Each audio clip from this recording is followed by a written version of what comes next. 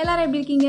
இன்னைக்கு வீடியோவில் 30+ உமன்ஸ்க்கு குட்டி குட்டி ஸ்கின் கேர் டிப்ஸ் எனக்கு தெரிஞ்சது நான் உங்களோட ஷேர் பண்ண போகிறேன். வாங்க வீடியோக்குள்ளே போகலாம்.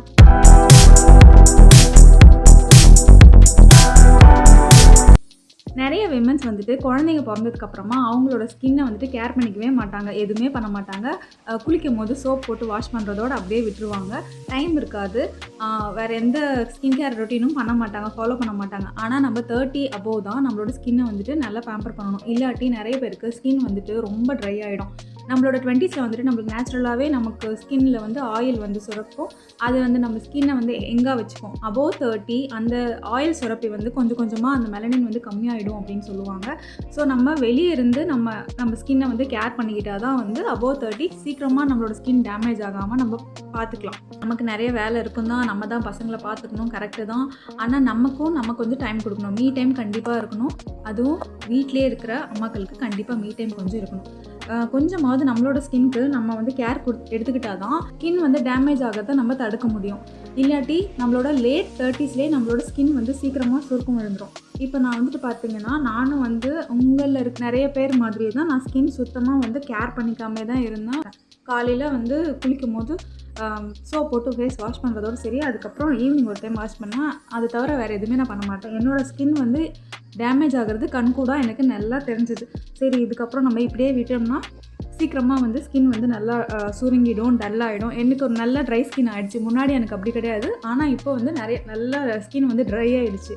அதனால் சீக்கிரமாக வந்து ஸ்கின் எந்தளவுக்கு ட்ரையாக ஆகுதோ அந்தளவுக்கு டேமேஜ் ஆகும். அது மட்டும் ஞாபகம் வச்சுக்கோங்க. நம்ம என்ன பண்ணோம் அப்படின்னா, நிறைய தண்ணி குடிக்கணும். அது ஒன்று ஃபஸ்ட்டு. இப்போ ஸ்கின்க்கு எந்த மாய்ஸ்சரைசர் சூட் ஆகுதோ கண்டிப்பாக அதை வாங்கி யூஸ் பண்ண ஸ்டார்ட் பண்ணுங்கள்.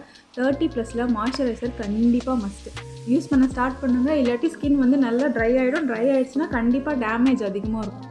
ஸோ கண்டிப்பாக மாய்ஸ்சரைசர் வந்து 60 rupees வந்து நிவ்யா சாஃப்ட் இருக்குது, அதை வாங்கி யூஸ் பண்ண ஸ்டார்ட் பண்ணுங்கள். அது வந்து ஓரளவுக்கு எல்லா ஸ்கின்னுக்கும் இதாகுது, செட் ஆகிடும். நீங்கள் எதுவுமே வாங்க முடியல அப்படின்னா இந்த நிவ்யா ஸ்கின் மாய்ஸ்சரைசராச்சும் வாங்கி ஸ்டார்ட் பண்ணுங்கள். எனக்கு எதுவுமே செட் ஆகாது. எனக்கு புது ப்ராடக்ட் எது யூஸ் பண்ணாலும் எனக்கு வந்து பிம்பிள் வந்துடும் உடனே. ஆனால் எனக்கு நிவ்யா மாய்ஸ்சரைசர் செட் ஆகிடுச்சு. நான் இப்போ அதுதான் யூஸ் பண்ணிகிட்ருக்கேன். எனக்கு இப்போ ஓகே தான் இருக்குது ஸ்கின். ஸோ எதுவுமே இது வரைக்கும் நான் எதுவுமே யூஸ் பண்ணதில்லை, யூஸ் பண்ண பயமாக இருக்குது அப்படின்னு சொல்கிறவங்க நிவ்யா சாஃப்ட் மாய்ஸ்சரைசர் கண்டிப்பாக நல்லாயிருக்கு, கண்டிப்பாக யூஸ் பண்ணி பாருங்கள். நிறைய பேர் வந்துட்டு நம்ம வீட்டில் தானே இருக்கோம், நம்ம நைட்டியே போட்டுக்கலாம் ஃபுல் டே, நம்ம வீட்டில் தானே இருக்கோம், தலை வர வேணாம், அப்படியே இந்த பன் போட்டு அப்படியே விட்டுருவாங்க.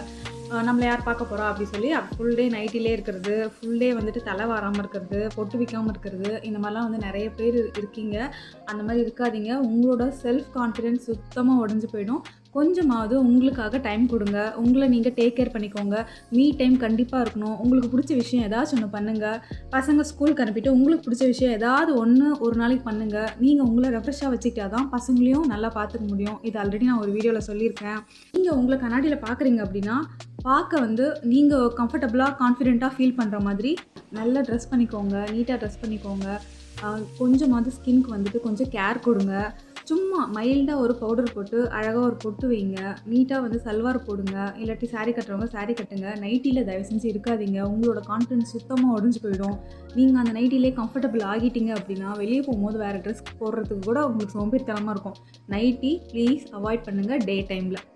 வீடியோவில் டிப்ஸ் இதோட முடிஞ்சது. மறுபடியும் நாளைக்கு வேறு ஒரு டிப்ஸோட வேறு வீடியோவில் பார்க்கலாம். Thank you, bye, take care.